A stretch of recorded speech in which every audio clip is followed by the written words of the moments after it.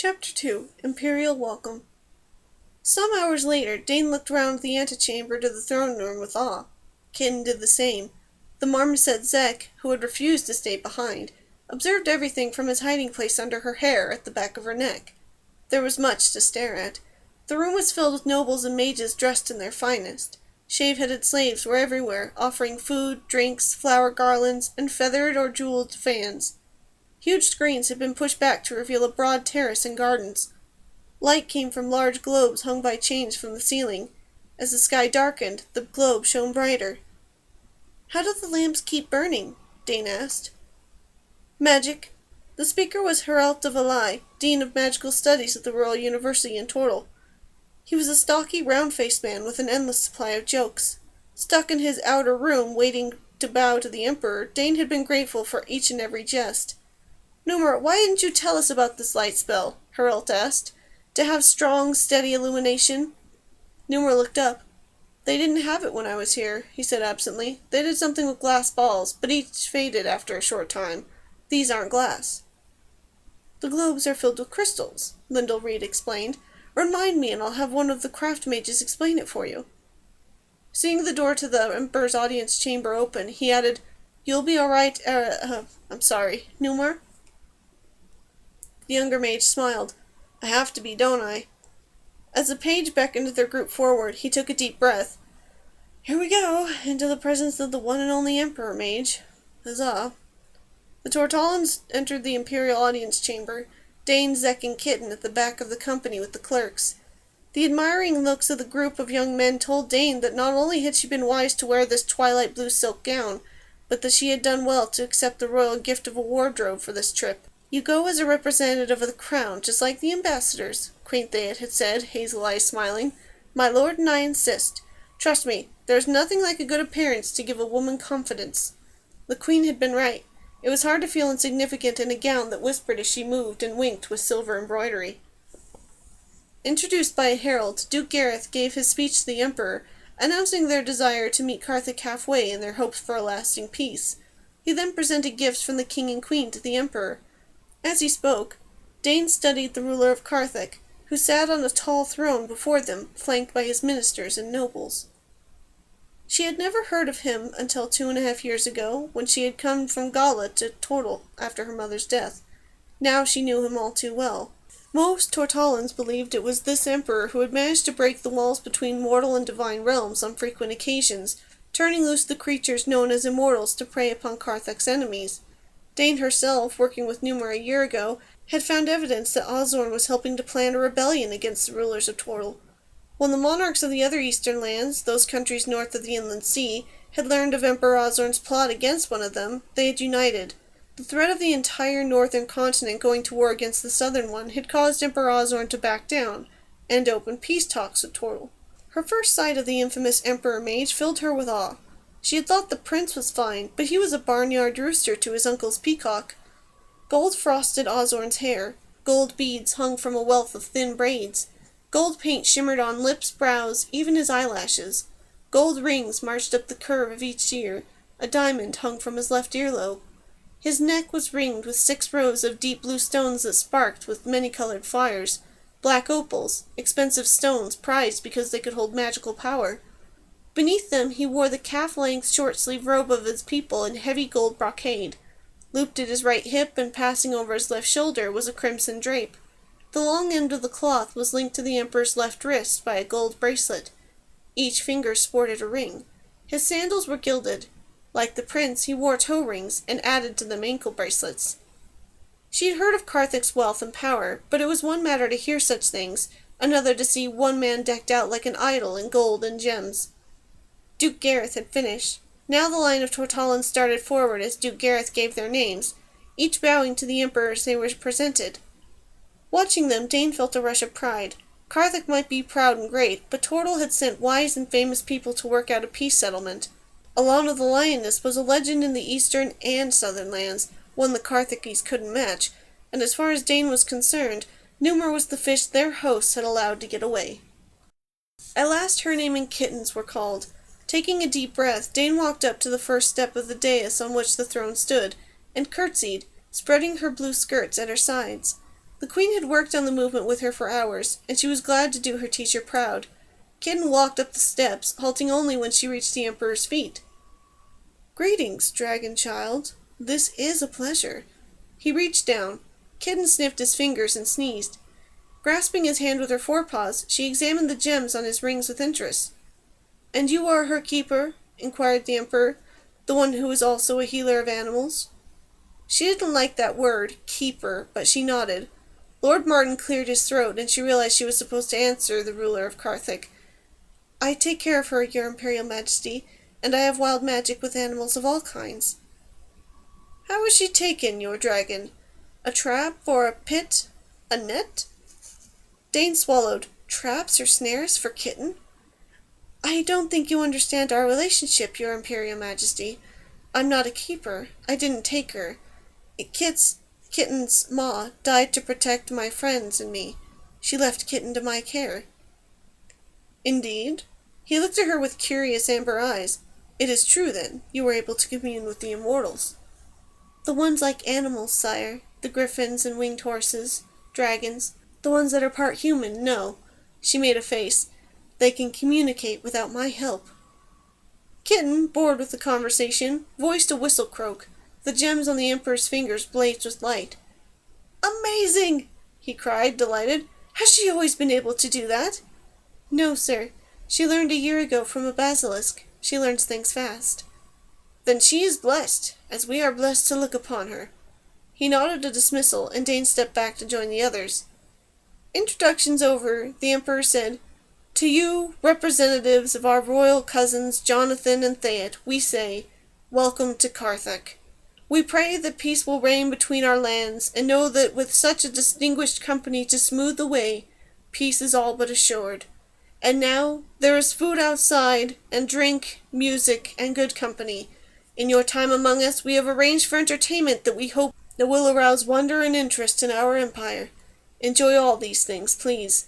If you desire anything, only voice it to our servants. Within reason it shall be granted you." Dismissed from the Imperial presence, the Tortallans bowed as they backed up until they were outside again. Once they had left the area closest to the door of the audience chamber, a gong sounded and a grinding noise filled the air. Everyone, guests and servants, froze in place. Slowly the walls that cut the audience chamber off from the antechamber sank into the floor. Now the Emperor's dais commanded a view of the combined rooms. Everyone bowed or curtsied deeply to the golden man on the golden throne. He waved a hand. Talk and movement picked up where they'd left off. A slave knelt beside the throne, offering a bowl of fruit. The Emperor selected a fig and nibbled it. Dane felt like a puppet whose strings had been cut. Luckily, niches in the walls held couches, with brightly colored pillows to cushion those who wished to sit. She nearly fell into the closest one. Zek squeaked and left his place of concealment to climb into her lap. Duke Gareth and Numer sat beside her, and the remaining Tortallans gathered around. "Are you all right?" Numer asked softly, cupping her cheek with one large hand. "I'd forgotten how intimidating he can be when he has all his imperialness on." The girl looked at the gilded figure on the dais. "I noticed. Are you all right? Did he say anything to you?" He smiled. "No. If I'm lucky, he'll ignore me for the rest of our stay. That's how he always managed things when we were boys, anyway.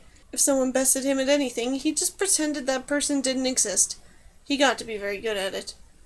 Duke Gareth remarked, "It went quite well. You did us credit, Dane." The girl blushed and smiled at him.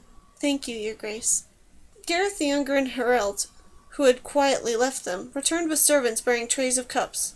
"Fruit juices," the maid said as his companions helped themselves. "So far, so good." Lindell had come with the servants. "Numer, did he speak to you?" "He didn't even look at me. He spoke the most with Dane." "But what about his birds?" the girl asked, confused. "I came all this way to see them, and he didn't mention them at all." "Rulers don't act as other men," Duke Gareth told her. "All requirements of protocol must be met before personal considerations may intrude. You must be patient until he sends for you." "But more of them might get sick then," she muttered. Numer looked at her and put a finger to his lips. Dane sighed, but obeyed the command to be quiet. "Aram!" said a female voice. Everyone looked around. A blue-eyed blonde in an open mage's robe of cream-colored silk approached, hands out. Her pretty face was artfully colored with the contents of pots like those that were on Dane's dressing-room table. Under the robe was a northern-style dress of rose-petal pink, cut to accent a narrow waist and a richly curved figure. Dane, thinking of her own modest curves, sighed with envy. Newmer rose, a stunned look on his face. Alana slid into the place he'd just left. "Varys?" "The same old Varys Kingsford," the newcomer replied, smiling. "I'm surprised you remember me." Newmer kissed first one of her offered hands, then the other, and continued to hold both. "How could I forget you, my dear? You're lovelier than I remember. You must tell me everything I've missed. What changes are in the palace and at the university? And are you married? May I kill your husband?" Laughing, Varys drew Newmer through the crowd, leading him to a niche across the room where they sat down. "Is that who I think it is?" Alana directed the question to Lyndall, who had come to lean against the wall beside the lioness and Dane. "She was his lover before he fled the country," the older mage replied. Apparently there were no hard feelings. Dane frowned. "Why didn't she go with him?" "He didn't ask, and evidently she didn't offer," said Lyndall. "But she never married either, and she's had a few serious proposals." One by one, Osborne's ministers came to speak with various Tortallans, and introduce them to Carthagines. Mages came for Herelt. Lord Martin and both Garrus were led away by the minister who'd stood closest to the Emperor in the audience chamber. Even Alana, who was uncomfortable in social situations, was deep in talk with the general in the crimson kilt and gold-washed armor of the Imperial Guard, better known as the Red Legion. Lyndall beckoned to a slave with a tray of fruit. "Your small friend will like grapes," he told Dane, pointing to Zek. "You may also." He put a bowl of grapes and plums beside her. Zek devoured the grapes, while Kitten selected a plum. "What does she do here, Lady Varys?" Dane asked. "She is Osborne's official hostess," Lyndall replied, his voice neutral. "Her magic allows her to specialize in things such as entertainment and cookery." He frowned. "I hope Aram," Newmer, "realizes that Varys is now completely devoted to Imperial interests." Dane looked up at him and realized that here was someone who genuinely cared about her lanky friend. "You've missed him, haven't you, sir?" Lyndall smiled. "I never had another student whose interests so closely matched my own, and when he was no longer my student, we became friends. It's good to see him now, though I am apprehensive. The Emperor never forgives. I doubt that he would imperil the peace talks to settle his score with Newmer, but I cannot feel easy in my mind about his reasons for issuing that pardon." Dane looked down, fighting the urge to tell this man of her own worries and the Badger's ominous warning. She knew it was a bad idea, however nice Lyndall seemed, but she needed to tell someone. If only she could get Newmer or Alana someplace where they couldn't be overheard. She didn't want to tell Duke Gareth or any of the others. They didn't know her like Alana and Newmer did, nor did they know about the Badger. "Master Lyndall, could we have a word?" someone called. Lyndall sighed. "You'll be all right here?" he asked Dane. "Yes, thank you," she replied, smiling. "I'm not going to budge." Lyndall looked at the crowds before them. "Probably that's just as well. I promise when we get the chance I would like to have a good long chat about wildlife." "Master Lyndall, the Emperor's birds." The mage smiled, pale eyes sympathetic. "The Emperor will explain in his own time. That is how things are done here." She watched him thread his way through the crowd and shuddered at the thought of meeting so many strangers. Zek gravely offered her a grape. She accepted with thanks. Looking around, she wished her pony, Cloud, were here. It had made sense to leave her at home, but now Dane longed for Cloud's horse sense and tart opinions. She felt lost among so many adults and such magnificent surroundings. The rulers of Tortle didn't have the kind of wealth or surplus of mages to create rooms like this for their palace. Suddenly Kitten began to trill, producing sounds that rose and fell like music. At intervals she uttered a chick sound. Each time she did so, the girl could see a man-sized distortion in the air to her left, where Kitten stared intently. "She sees you," the girl told the distorted spot. "It's the first thing student mages at the Royal University try, the invisibility trick. It doesn't work with her. You do it well, the best I've ever seen, but if you don't show yourself now, she'll bite. She really dislikes invisibility spells." The air rippled. There stood the Emperor mage. "I trust she won't bite me," he said in a mild voice. "I would hate to bleed on this robe." Dane's jaw dropped. She turned to look at the throne. He sat there too, a figure identical to the one beside her. "Simulacrum," he explained. "A living puppet. I'm uncomfortable at state occasions, They really don't want me in attendance, just something to awe the Empire's guests. I mastered the art of magical copy so that I might be able to move around. May I sit down? It's your couch, she replied. For a moment she had spoken to him as she might have to King Jonathan or Queen Theia, monarchs who insisted on informality. Belatedly remembering her instructions on proper behavior with the Emperor, she said, I'm sorry, Your Imperial Majesty. I should bow or stand, but I'd upset Zek and the fruit and all. Then let us not upset Zek, said Ozorn, looking at the marmoset in Dane's lap. He is the creature you dived so impetuously into the river to save? The girl blushed and nodded. A smile tugged the Emperor's lips. It was a kind deed. We need more of them. Embarrassed, Dane changed the subject. About the copies of you, can't the mages tell it's only sorcery? Ozorn snapped his fingers, and a shimmering curtain of light enveloped the dais, hiding the other Emperor from sight. No. I am very good at them. Practice, you see. Plenty of state occasions that require the Emperor's image, not the man. I tried to teach your master, the former Aram Draper, how to make them, but he was never as adept as I am. She ignored the jibe about Numer. Can it do magic, or look like it has magic? The simulacrum. He put his chin on his hand, amber eyes thoughtful. No, the fabric of the copy won't hold the chain of spells that would give it the seeming of my magical gift. Numer can do it, she thought. If the Emperor hasn't heard it, though, I'm not going to tell him. Why did you pardon Numer and let him come back if you're still angry with him? He smiled. My dear girl. No, you don't care for that, do you? He asked, correctly interpreting the look on her face. Then I shall call you Verla Dane. Dane, please, Your Imperial Majesty. Dane? What is the point of so beautiful a name if it's not used? Verla Dane. At the risk of destroying your illusions, I must tell you I have little control over what is done in this kingdom. He offered his hand to Kitten. The dragon shook her head and crouched to examine his toe rings. I don't mean to be rude, but of course you do. It's your kingdom, isn't it? Indeed. But does my royal cousin Jonathan have complete freedom to order what he likes? I assume he has councils and nobles and law to answer to, does he not? I believe Sir Gareth the Younger is the head of his private council, to which Master Numer and Lady Alana also belong. Duke Gareth leads the Council of Lords, which numbers also Lord Martin of Marin, and Herald of Ely is head of his Council of Mages. Such men are the real power in any realm, Verla Dane. But they're just advisors. The king can do as he wants, surely. The Emperor shook his head. Alienating one's nobles is a sure way to put a nation into chaos. There are always those who think they can do a ruler's job better. They need little encouragement. Dane thought of Yolaine of Dunlath, who had planned a rebellion in Tortle with this ruler's encouragement, and bit her tongue. Her orders from the king and queen had been specific. She was not to mention the Emperor's attempts to weaken Tortle, no matter how much she might want to. Zek, unconcerned by the Emperor's nearness or his scent, a mix of amber and cinnamon, picked his way through the bowl of fruit.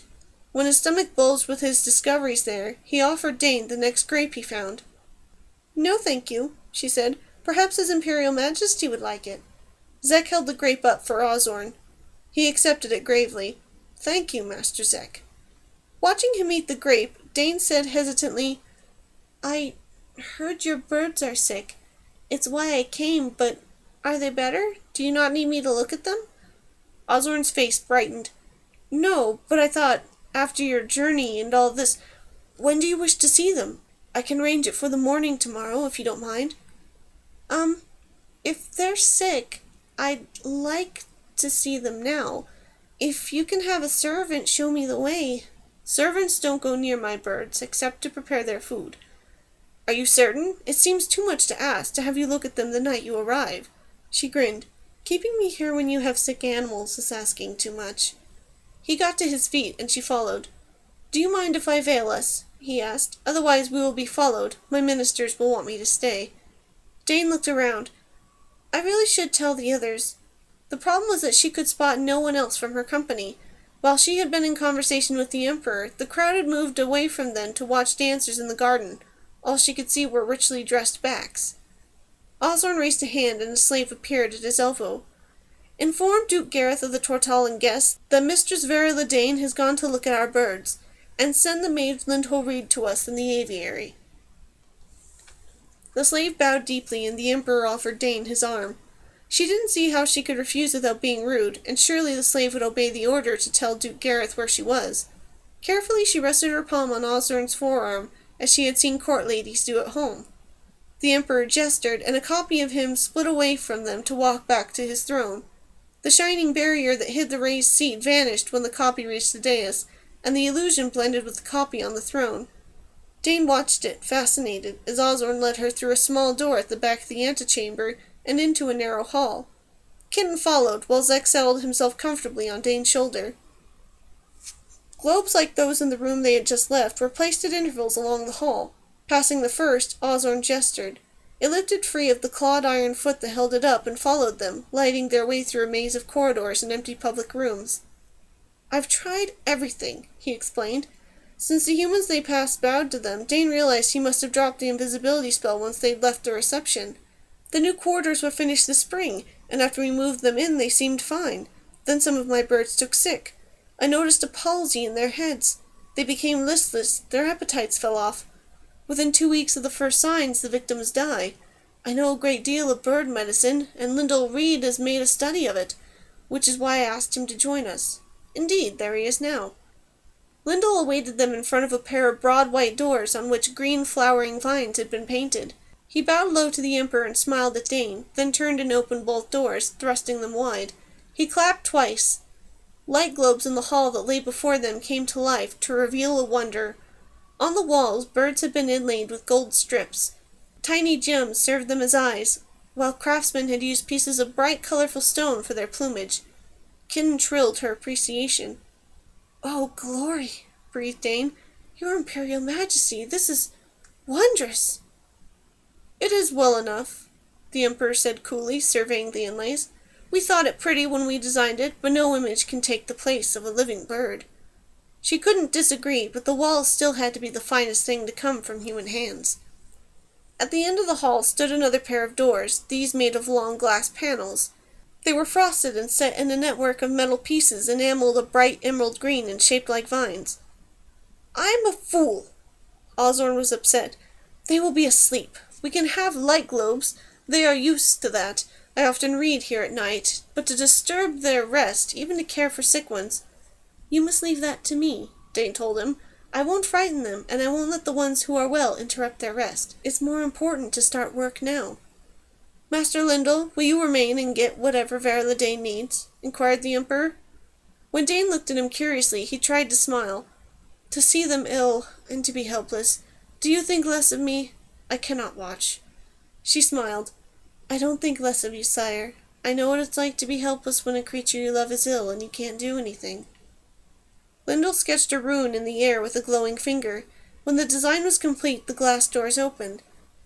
He bowed deeply to the Emperor, holding the posture, until Dane realized that both of them were waiting for her to do the same. Again she'd forgotten she was not dealing with King Jonathan. She curtsied, wobbling a bit, as Zek squeaked and hung on to her curls. Kitten sat up on her hindquarters and bowed too. Emperor Osborne nodded and left, vanishing in plain view as he passed the white doors. Lyndall went into the aviary first, using finger snaps to wake 2 small light globes near the entrance. They illuminated the area around the door, revealing a marble bench and walks that led between banks of large, thick-leafed plants. Dane looked up and saw the shadows of trees overhead. In the darkness she could hear the murmur of fountains and brooks, and the brush of damp greenery. In her mind she could hear the whispers of sleeping and waking birds, both well and ill. Lyndall closed the doors behind them. "You don't have to stay," she said quietly. The number of birds in this chamber was surprising, and the thread of ill health weaving through her senses made her slightly ill herself. She was starting to regret the last grape she'd eaten. "It'll be fair boring." "I believe I will stay in any event," he said, breathy-voiced kind. "Partly because I would like to see you work, but also partly because I know Numer will feel better if I am with you." Dane nodded. "Would you mind holding Zek, then?" she asked. To the marmoset she explained, "I'm going to need that shoulder." Resigned, the tiny animal climbed down her outstretched arm and onto Lyndall's immense palm. Zek was beginning to realize that his new friend had her own way of doing things. Lyndall sat on the bench, stroking Zek's many-colored fur with one finger, while Kitten leaped up beside him and settled down to wait. Dane, may I give you a word of warning? Looking around, the girl saw the immense bole of a tree nearby. About what, sir? She settled into a fold between two large roots, resting her back against the tree. The Emperor. Lyndall's pale eyes were troubled. He shows his best side in regard to his birds, and to animals in general. He possesses other sides. She smiled at him. I'll keep it in mind. She didn't think she had needed the extra warning, not after 2 years of finding Imperial claws hooked into all parts of Tortle. Closing her eyes, she called her patients to her. The ones in the best condition came first, heads bobbing on weakened necks. Some barely had the strength to fly, a result both of the disease and of the appetite loss that went with it. Dane looked deep inside herself until she found the pool of her magic. She drew it up not in threads but in ropes, sending fibers of it into each of the birds resting on her shoulders and legs. If they had a disease, it was like none she had ever seen. To her inner eyes, it shadowed the dab of copper fire that was each bird's wild magic, leaving a film that grew until it blotted out the animal's fire and its life. She burned the shadows away in every bird that could reach her, then rose to find those that couldn't. She ached all over, particularly in her joints. She ignored it and felt her way into the shrubbery that concealed the rest of her patients from her. Many were on the ground, too weak to move. 3 had died since the last time the place was clean. She stubbornly went after each flickering lifelight she could sense. Some had made it to above-ground nests. The thought of climbing the large trees of this indoor enclosure was daunting, but she found a stair that followed the walls in an upward spiral. Using it, she searched out the rest of her patients. At last she had seen to all of them. Lyndall must have heard her coming down the stair. He, Kitten, and Zek met her at the bottom. How did it go? The man asked. They're healed, for now, at least. Oh dear. Now that she was in somewhat better light, she could properly see that her hands, arms, and dress were coated with heavy white droppings. Before coming down, she'd scraped the worst off with leaves and twigs, but her splendid gown was ruined. Even one of Kitten's magical sounds wouldn't save the cloth.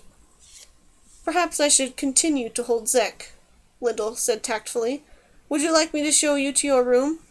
She brightened, looking up at him, and he laughed. My dear, I've lost more garments to animal droppings than I can count. Clothing is not worth a candle when placed against what you have done here. Come, we'll go through the gardens where no one will see you.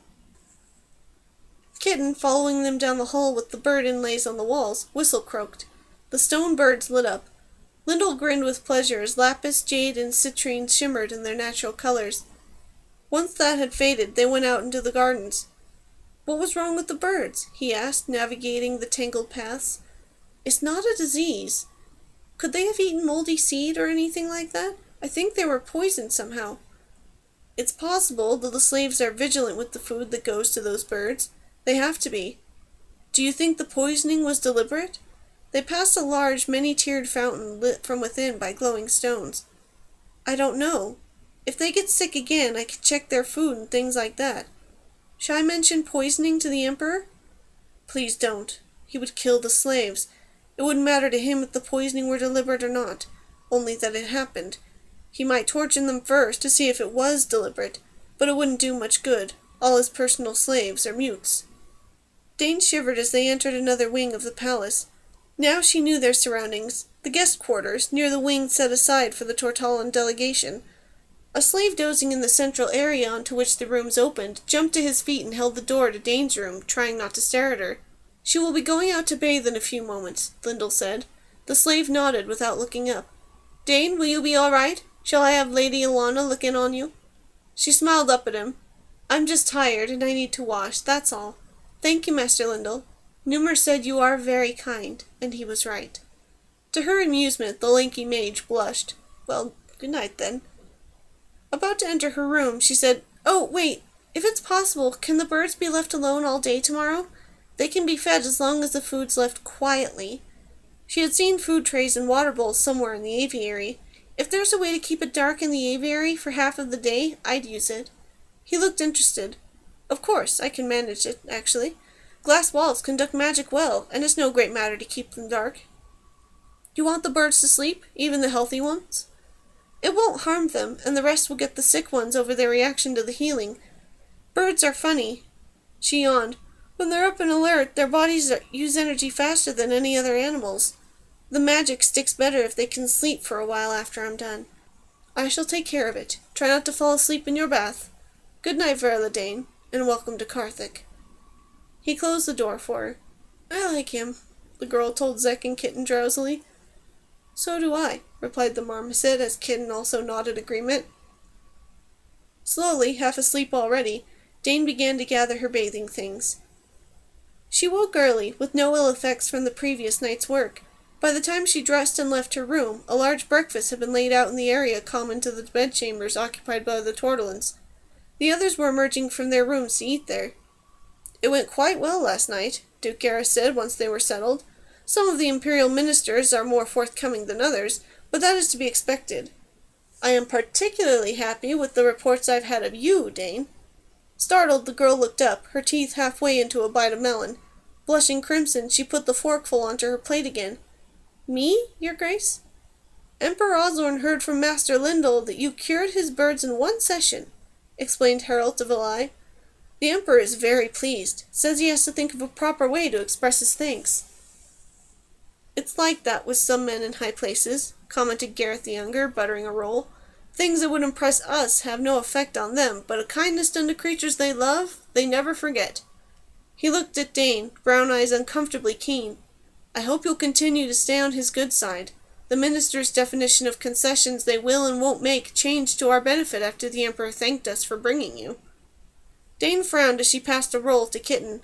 That didn't sound much like the way Osborne had described himself, as a ruler whose lords told him what to do.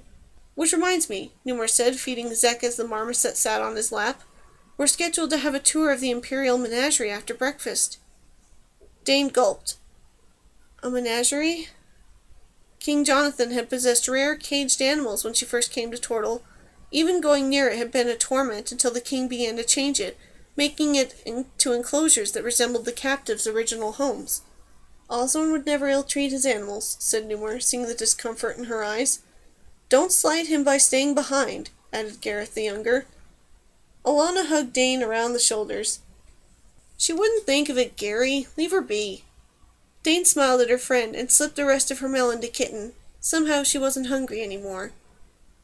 They had just gotten up from the table when their guides arrived, Prince Kadar and Varys Kingsford.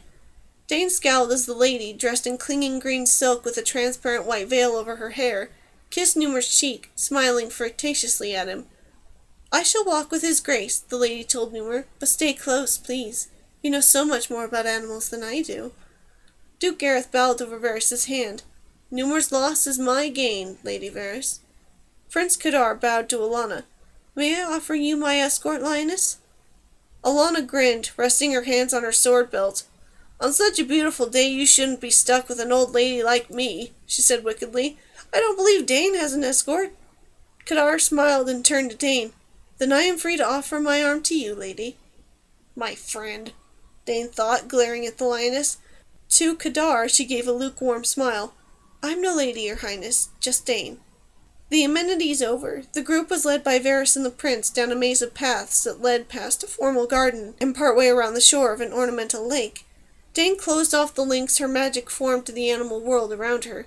She could no more hear Zek's thoughts and feelings than she would hear the zoo's captives, but the marmoset understood when she explained why she was closing herself off.